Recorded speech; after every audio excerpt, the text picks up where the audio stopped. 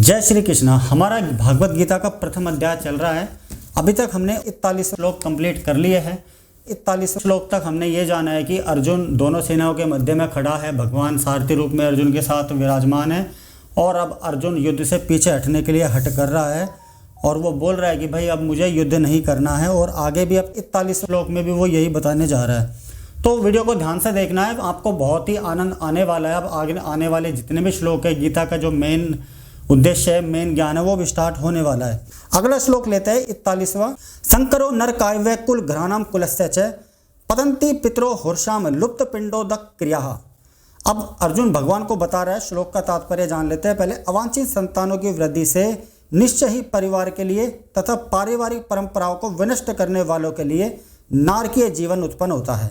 अब अर्जुन बोल रहा है कि भाई अगर अवांछित संतानों की वृद्धि हो जाएगी, गलत संतानों की अगर संख्या ज़्यादा हो जाएगी, तो इससे परिवार और पारिवारिक परंपरा नष्ट हो जाएगी और उनको नरक का जीवन भी उत्पन्न हो सकता है। ऐसे पतित कुलों के पुरखे जो पितृ लोग हैं वो गिर जाएंगे, क्योंकि उन्हें जल तथा पिंडदान देने की क्रियाएं भी समाप्त हो जाएगी। अगर सारी संतानें गलत हो गई तो पितरों को भी पिंडदान देने की, जो पिंडदान वगैरह दिया जाता है पितरों को, वो भी बंद हो सकता है। सकाम कर्म के विधि विधानों के अनुसार कुल के पितरों को समय समय पर जल तथा पिंडदान दिया जाना चाहिए। भाई एक जो हिंदू धर्म है, सभी धर्मों में अलग अलग नियम बनाए गए। भाई एक जो गृहस्थ जीवन का, एक परिवार का जो नियम है वो है कि भाई समय समय पर अपने पितरों को पिंडदान देते रहना चाहिए। यह दान विष्णु पूजा द्वारा किया जाता है और ये जो पितरों को जो पिंडदान दिया जाता है विष्णु यज्ञ के द्वारा किया जाता है, क्योंकि विष्णु को अर्पित भोजन के उच्छिष्ट प्रसाद के खाने से सारे पाप कर्मों से उद्धार हो जाता है। कभी कभी पितृगण विविध प्रकार के पाप कर्मों से ग्रस्त हो सकते हैं और कभी कभी उनमें से कुछ को स्थूल शरीर प्राप्त न हो सकने के कारण उन्हें प्रेतों के रूप में सूक्ष्म शरीर धारण करने के लिए बाध्य होना पड़ेगा। अब यहाँ पर बताया जा रहा है कि भाई अगर ये परंपराएं नष्ट हो जाती है तो जो पितृगण के विविध प्रकार के पाप कर्म से ग्रस्त हो सकते हैं, तो हमारे जो पितृ लोग हैं वो इधर उधर भी भटक सकते हैं और कभी कभी उनमें से कुछ को स्थूल शरीर प्राप्त न हो सकने।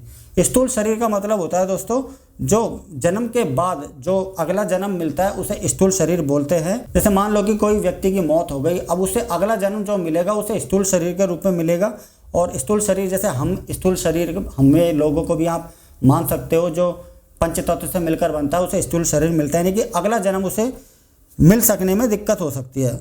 और इसी कारण से उन्हें प्रेतों के रूप में सूक्ष्म शरीर धारण करना, इसी कारण उन्हें प्रेत योनि में भी सूक्ष्म शरीर, अब मरने के बाद भी देखो दोस्तों, एक तो सूक्ष्म शरीर प्राप्त होता है, एक स्थूल शरीर। स्थूल शरीर होता है कि भाई अगले जन्म अगली योनि में उसको जन्म मिल जाएगा। 84 लाख योनियों में से जो भी एक योनियाँ हैं, चाहे वो इंसान की हो, जानवर, पशु पक्षी, कुछ की भी। अब सूक्ष्म शरीर धारण करने के लिए बाध्य होना पड़ता है। अगर ये सारे काम नहीं होंगे तो जो आत्मा जो मर चुका है कोई व्यक्ति, उसकी जो आत्मा है वो सूक्ष्म शरीर धारण करने के लिए बाध्य होगी।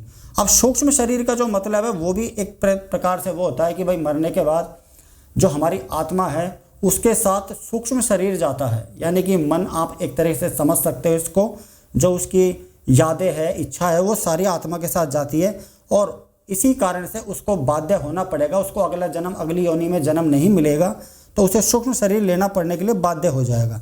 अतः जब वंशजों द्वारा पितरों को बचा प्रसाद अर्पित किया जाता है तो उनका प्रेत योनि या अन्य प्रकार के दुख में जीवन से उद्धार होता है। भाई हमारे परिवार के जो नए सदस्य हैं, वयोवृद्ध सदस्य हैं, वो सारे पितरों की जो तर्पण विधि, पिंडदान विधि अगर नहीं करेंगे तो उनसे सारे परिवार का जीवन दुख में हो जाएगा।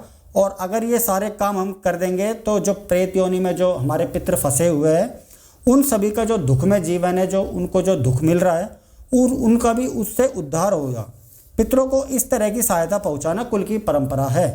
और जो लोग भक्ति का जीवन यापन नहीं करते उन्हें अनुष्ठान करने होते हैं। मान लो कि कोई ज़्यादा भक्त नहीं है, अपने काम धंधों में व्यस्त है, अपने गृहस्थ जीवन में व्यस्त है, तो अपने समय समय पर आपको ये पितरों का भी काम करना चाहिए। गीता इसके बारे में बता रही है। पितरों का काम आप जो श्राद्ध पक्ष आता है उसमें कर सकते हो। विष्णु यज्ञ के द्वारा ये सारे पितरों के जो काम है वो किए जाते हैं। केवल भक्ति करने से मनुष्य सैकड़ों क्या हजारों पितरों को भी ऐसे संकट से उबार सकता है। और इन एक सभी का भी एक अर्थ बताया गया है कि भाई अगर आप भक्ति ज़्यादा कर लोगे तो एक क्या हजारों पितरों को भी आप संकट से उबार सकते हो। भागवत में भी कहा गया है, देवर्षि भूतापतरणानां पितॄणां न किंकरो नारा नायमृणी च राजन सर्वात्मनः यह शरणनयम गतो मुकुंदम परिहर्तम कृतम। अब भागवत में भी एक श्लोक के अनुसार इसका बताया जा रहा है, इसका भी अर्थ हम जानने की कोशिश करते हैं कि जो पुरुष अन्य समस्त कर्तव्यों का त्याग कर मुक्ति के दाता मुकुंद के चरण कमलों की शरण ग्रहण करता है। मुकुंद दाता, मुक्ति के दाता जो होते हैं उसे मुकुंद कहते हैं, यानी कि भगवान विष्णु। अगर उनकी शरण ग्रहण करता है, सारे कर्तव्यों को त्याग कर, जितने भी कर्तव्य एक इंसान के 5 कर्तव्य बताए गए हैं, अभी हम आगे बात करेंगे, उन सभी को त्याग दो और बस भगवान मुकुंद की शरण ग्रहण कर लो तो उसकी सारी समस्याएं दूर हो जाएगी। और इस पद पर गंभीरता पूर्वक चलता है तो वह देवताओं, मुनियों, सामान्य जीवों, स्वजनों, मनुष्य, पितरों के प्रति अपने कर्तव्य ऋणों से मुक्त हो जाता है। अब यहाँ पर बताया जा रहा है कि भाई जो इंसान के जो कर्तव्य बताए गए, इंसान के जो धर्म बताए गए, जो ऋण एक तरह का कर्ज होता है वो बताया गया है। तो दोस्तों वो 3 से 5 प्रकार के कर्ज और ऋण होते हैं। जैसे यहाँ पर बताया जा रहा है कि भाई अपने कर्तव्य ऋण से मुक्त हो जाता है।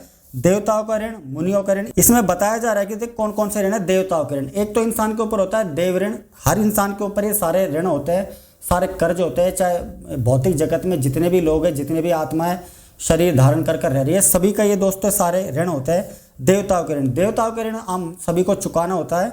देवताओं का ऋण हम यज्ञ करके चुका सकते हैं। दूसरा होता है मुनियों का ऋण, यानी कि मुनियों जो गुरु समझ लो, जो हमें शिक्षा देता है वो समझ लो, मुनि समझ लो, तो इनका भी जो हम पंचायज्ञ वगैरह करके इनके ऋण से भी मुक्त हो सकते हैं। सामान्य जीवों के ऋण, स्वजनों के ऋण, मनुष्यों के ऋण, ये सारे ऋण, जैसे मान लो कि सामान्य जीवों, हम सारे, हमारे समाज में जो भी व्यक्ति रह रहा है, हमें उनकी सहायता करनी है, उनके बारे में गलत नहीं सोचना, उन्हें सही रास्ते पर चलाना है, किसी को गलत रास्ते पर नहीं चलाना, तो ये सामान्य जीवों का ऋण होता है। स्वजनों, अपने रिश्तेदारों की समय समय पर मदद करना, अगर हमारे पास भगवान ने हमें कुछ ज़्यादा दिया है तो हमें उनकी मदद करनी चाहिए, इससे हम अपने रिश्तेदारों के ऋण से भी मुक्त हो सकते हैं। और वहीं पर मनुष्य पितरों के ऋण, इसमें चौथा 5वां जो ऋण है वो पितरों का ऋण बताया गया है। तो पितृ ऋण को चुकाने के लिए आपको समय समय पर श्राद्ध और तर्पण विधि करनी होती है, जो आप श्राद्ध पक्ष के दौरान कर सकते हो, यज्ञ के दौरान यज्ञ करके आप कर सकते हो। तो ये जो अगर परंपरा नष्ट हो जाएगी तो ये जो सारी नॉलेज है ये कौन देगा आने वाली नई पीढ़ी को। प्रति अपने कर्तव्य ऋण से मुक्त हो जाता है। यहाँ पर भागवत कथा के अनुसार बताया जा रहा है, भागवत के अनुसार बताया जा रहा है कि ये सारी चीज़ों को छोड़ दो, ये सारे ऋण मत चुकाओ, बस भगवान मुकुंद की शरण ग्रहण कर लो, भगवान विष्णु, भगवान श्री कृष्ण के आगे आप समर्पण कर दो, एक तरह से आप हथियार डाल दो, तो भगवान आपको इन सारे ऋणों से मुक्ति दे देंगे और आपको जो अगला जन्म है वो सही मिलेगा, या फिर आप अच्छे लोक में जाओगे, या फिर आपको मोक्ष की प्राप्ति भी हो सकती है। वैसे आजकल के लोगों को तो दोस्तों ये पता भी नहीं है कि हम सभी के ऊपर ये सारे ऋण होते हैं, सारे कर्ज होते हैं। तो बड़े लोगों का कर्तव्य होता है, बड़े लोगों का ये धर्म है कि वो अपने जो नई पीढ़ी है उसको इनके सभी के बारे में बताए और उन सारे ऋणों से मुक्त कराने की कोशिश करें। श्री भगवान की सेवा करने से ऐसे सारे दायित्व अपने आप पूरे हो जाते हैं। यहाँ पर भी बताया जा रहा है कि व्यक्ति को आत्मसमर्पण कर देना चाहिए और श्री भगवान कृष्ण की शरण ग्रहण कर लेनी चाहिए। लेकिन गृहस्थ जीवन में, मानव समाज में दोस्तों आज के लिए ये करना भी बहुत कठिन है। तो आपको नित्य अपने अपने कर्म करने चाहिए, नित्य पितरों के निमित्त जो कर्म होता है वो करो, और अपने देवताओं के लिए जो कर्म है वो करो, समय समय पर यज्ञ करो, समय समय पर अनुष्ठान करो, व्रत कथा करो। ये सारी चीज़ें एक मनुष्य के लिए बताई गई है और आप कर भी सकते हो।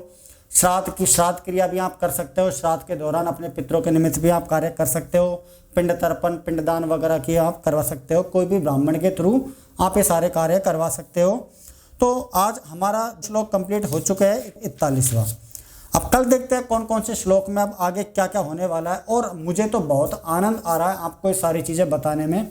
क्या आपको भी ये सारी चीज़ें सुनने में आनंद आ रहा है? तो आप कमेंट करके जय श्री कृष्णा, जय श्री राधे भी आप टाइप कर सकते हो।